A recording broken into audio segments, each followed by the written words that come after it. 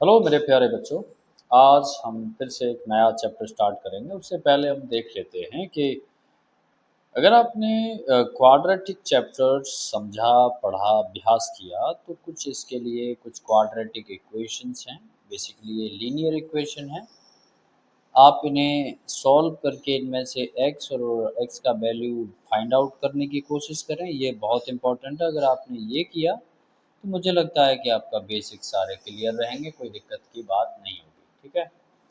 आज हम सीखते हैं कि अरिथमेटिक प्रोग्रेशन क्या होता है। हिंदी में बोले तो समांतर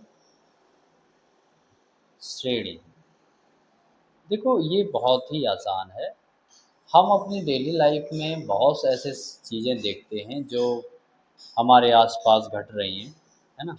जैसे अगर हम काउंटिंग पढ़ें तो काउंटिंग में one two, one two, three, four, इस तरह से आगे बढ़ते जाते हैं। और भी हम अगर कोई भी कहीं जाते हैं, जैसे कदम रखते हैं, हम लोग पैर चलते हैं तो एक के बाद एक ही रखते हैं और कोशिश करते हैं कि सेम एक पैर यहाँ रखा, दूसरा डिस्टेंस दोनों के बीच में इक्वल रहेगा। ऐसे ही हम डेली लाइफ की बात और करें तो हम ये कह सकते हैं कि अ, दुनिया की जितनी भी खूबसूरत चीज़ें हैं, सारी कुछ क्या है, एक सर्टेन पैटर्न में है। ठीक है। जैसे सनफ्लावर का अगर हम अगर पौधा देखें या उसका फूल देखें तो उसकी जो पेटल यानी जो उसकी पंखुड़ी हैं सारी एक ही पैटर्न में अरेंज की जाती हैं। चाहे वो हनी कोम यानी मधुमक्खी के छत्ते को अगर ध्यान से देखें तो उसमें जो होल होते हैं उनके जो शेप होते हैं लगभग सिमिलर दिखते हैं, इसीलिए उसकी एक आकृति निकल के आती है। चाहे हम मेज़ यानी कि अपने भुट्टा को देखें, जैसे हम गांव में भुट्टा कोब है ना, मेज़ कोब है जो होता है, उसके दाने देखें, सारे एक सीरीज़ में नज़र आते हैं, कोई आगे-पीछे नहीं महसूस होता। और तभी जो एक चीज़ें जब सामने स्पष्ट रूप से दिखाई देती हैं, तो वो हमें सुंदर लगती हैं देखने में, थोड़ा अच्छी अट्रैक्टिव भी लगती हैं। इसलिए हम कहें कि पाइनएप्पल के अगर स्पाइरल को देखें ध्यान से, उसकी बॉडी के ऊपर जो खाँचे बने होते हैं, वो अगर उन्हें ध्यान से देखें तो सब चीज़ एक पैटर्न में दिखती है ना? ऐसे ही cone pine, on the cone pine, ठीक है? तो बहुत सारी जीवन में ऐसी लाइफ में, हमारे डेली लाइफ में ऐसी बहुत सी चीज़ें हैं जो बिल्कुल पैटर्न में है। जैसे यहाँ एक सीढ़ी दिख रही है आपको, एक सीढ़ी, दूसरी, फिर तीसरी, चौथी, इस तरह से आगे बढ़ा। लेकिन इन दोनों के बीच में जो डिस्टेंस है, वो बराबर होता है, ठीक है? इन दोनों के बीच में, इन सब के बीच में जो डिस्टेंस आया, वो बराबर होगा। अगर सोचो एक यहाँ पर है, एक कहीं यहाँ पर है, फिर पास में, फिर दूर, तो जो देखने में भी ये अनइक्वल सा लगता है, बराबर नहीं लगता। हम लोग पैंट पहनते हैं, हम लोग शर्ट पहनते हैं, तो अगर हमारे पैंट का, ट्राउज़र का जो लेग होता है, अगर उनको देखें, अगर एक लेग बड़ी, एक लेग छोटी कर दी जाती है, तो थोड़ा ऑकवर्ड सा लगता है ना? ऐसे ही अगर हम अपनी शर्ट का स्लीव को देखें, अगर छोटी-बड़ी हो जाती है तो अच्छा नहीं लगता। ऐसे ही हम अपने जब हम हेयर कट कराते हैं, तो अपने हेयर्स को एक पैटर्न में कटते हैं, नहीं तो हम घर पे खुद ही नहीं काट लें, है ना? तो वैसे ही कटिंग के लिए भी एक पैटर्न की ज़रूरत होती है। जो हर चीज़, अगर दुनिया में कोई चीज़ अपने रियल एग्ज़िस्ट करती है, जो दिखती है, वो एक पैटर्न में है। और अगर वो पैटर्न में नहीं होगी, तो फिर वो एक तरीके से वो अनइक्वल महसूस करेगा और अच्छी भी नहीं लगेगी। ऐसे ही आज हम ऐसे नंबरों के साथ डिस्कस करेंगे कि किस तरीके से अरिथमेटिक प्रोग्रेशन हमारी संख्याओं में किस तरह से अप्लाई होता है, कैसे बात करता है। देखो यहाँ एक बड़ प्रॉब्लम है। Reena applied for a job, got selected. She has been offered a job with the starting monthly salary 8,000. एक रीना नाम की बच्ची है, वो जॉब के लिए अप्लाई करती है और वो सिलेक्टेड हो जाती है ना? और उसके बाद उसको मंथली की जो सैलरी है वो 8,000 दी जाती है।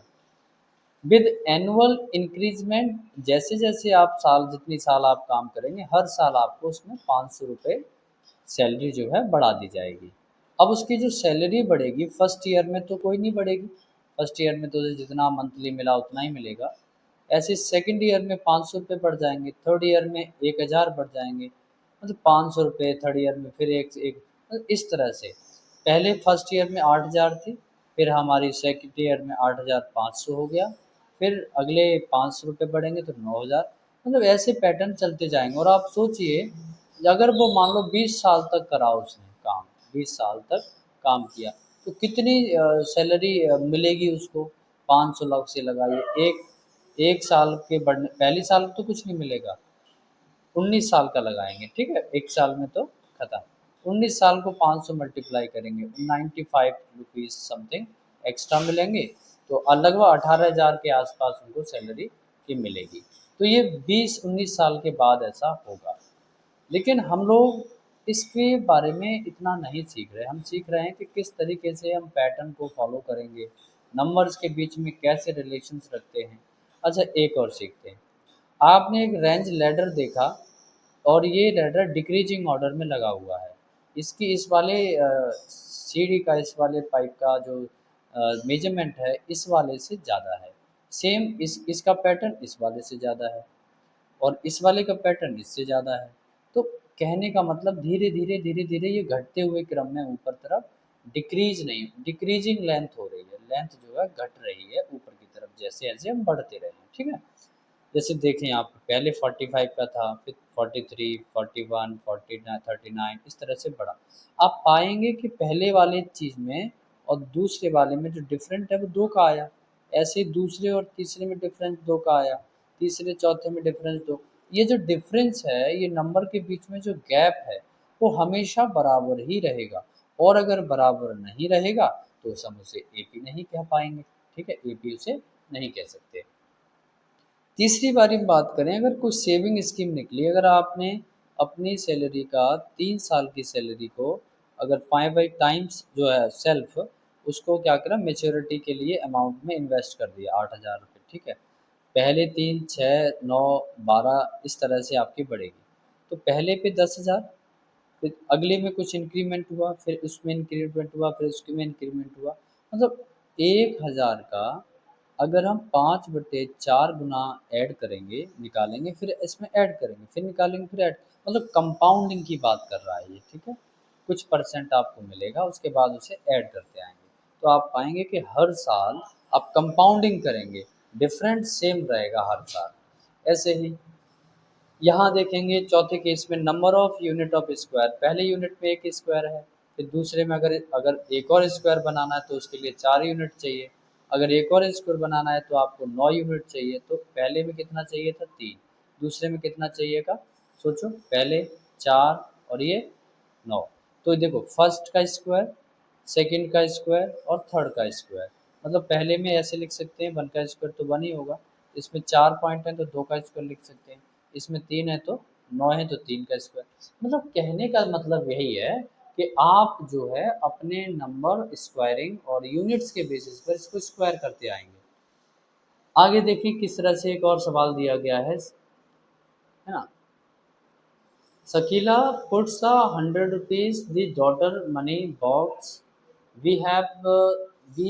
When she was year old, जब 1 ईयर की जो हो गई तो इंक्रीज उसका अमाउंट 50 रुपये हर साल बढ़ा दिया, मतलब 100 रुपये डालने की बात हुई उसके उसके लिए, उसके चाहे उसके पॉकेट मनी के लिए फॉर्मेट में हो, या जैसे जैसे वो एक साल बड़ी, जैसे बड़ी होती जाएगी उसकी हर साल 50 रुपये बढ़ाते जाएंगे। तो ऐसे ऐसे का first, second, third, fourth birthday से आते आते पहले में 50, 100 डाला, फिर 50 रुपये, 150, फिर 200, इस तरह से बढ़ा। आप यहाँ अगर देखेंगे तो कितने का अंतर आ रहा है सब में, 50 का। मतलब जो हम इंक्रीज कर रहे हैं हर साल वही हमारा डिफरेंस होता है। यहाँ पर भी सेम देखें, इस तरह से अगर 1, 2, 2, 3, 5, ये जो पैटर्न दिख रहा है आपको, ये फर्स्ट सेकंड ईयर में ये एपी जैसा फॉर्मेट नहीं दिख रहा। आप देख रहे हैं 1 पहले गैप में तो 0, दूसरे में 1 का अंतर, फिर तीसरे में 1 का, फिर चौथे में 1 का, फिर पाँचवें में 5, 6, 7, दो दो का अंतर आ गया। तो ये जो है पैटर्न सेम नहीं आया, इसके बीच में जो डिस्टेंस है, जो अंतर है, डिफरेंस है, माइनस करने पर जो वैल्यू फर्स्ट और सेकंड निकालेंगे, इसको घटाएंगे, तो ये डिफरेंस समान नहीं आ रहा, तो इसको हम कहेंगे ये एपी नहीं होगा। तो इस बात में हम थोड़ा सा समझ लेंगे कि बहुत सारी चीज़ें आपने पढ़ी, इस चैप्टर में हम क्या पढ़ने वाले हैं ना। हम इस चैप्टर में डिस्कस करेंगे कि one these of a pattern of the succeeding term. Succeeding term का मतलब होता है बढ़ता हुआ क्रम, ठीक है। छोटा टर्म फिर 1 2 3 4 इस तरह से बढ़ता हुआ क्रम चलेगा। Are obtained by the adding the fix number. एक फिक्स नंबर जो है हर टर्म में ऐड किया जाएगा एंड टू प्रीसीडिंग टर्म, और आगे वाले टर्म को पीछे वाले टर्म से बड़ा ही कंसीडर किया जाएगा और घटा। अगर हम बड़े के टर्म पे बात करें तो पहला मान लो हमने 1 लिखा और फिर 2 लिखा, तो इसकी कंपैरिजन में ये छोटा होगा। तो और कितना छोटा होगा इसका एक फिक्स्ड अमाउंट दे दिया। We shall also see how to define nth term, मतलब ये हमने 3 लिख दिया, फिर आपसे कहा कि आप 10वां टर्म बताइए, तो आप 10वें टर्म पे क्या आएगा आपको तो पता नहीं है, वो कैसे निकालते हैं। ऐसे ही हम सम ऑफ कॉन्सिक्यूटिव टर्म के बारे में बात करेंगे। कॉन्सिक्यूटिव टर्म क्या होता है, एडिशन वाले टर्म होते हैं। Knowledge in the solving the daily life problem. देखो बेटा, ये अरिथमेटिक प्रॉब्लम है, मैं कल इसके ऊपर एक वीडियो बनाऊंगा। यहाँ तक ये समझेंगे, क्योंकि वीडियो लंबा ना हो इसलिए आपको यहीं तक समझेंगे, ठीक है। कल हम एक और वीडियो आपको लेके आएंगे। अगर आपको ये वीडियो समझ में आई हो तो आप इसे शेयर करें अपने दोस्तों के साथ, और इस चैनल को सब्सक्राइब करें, जिससे कि आपकी 10वीं क्लास की जो बेसिक बेसिक चीज़ें हैं वो मैं आप पर शेयर करता रहूँगा। और आपने अपना जो टाइम दिया उसके लिए बहुत बहुत शुक्रिया। Thank you very much.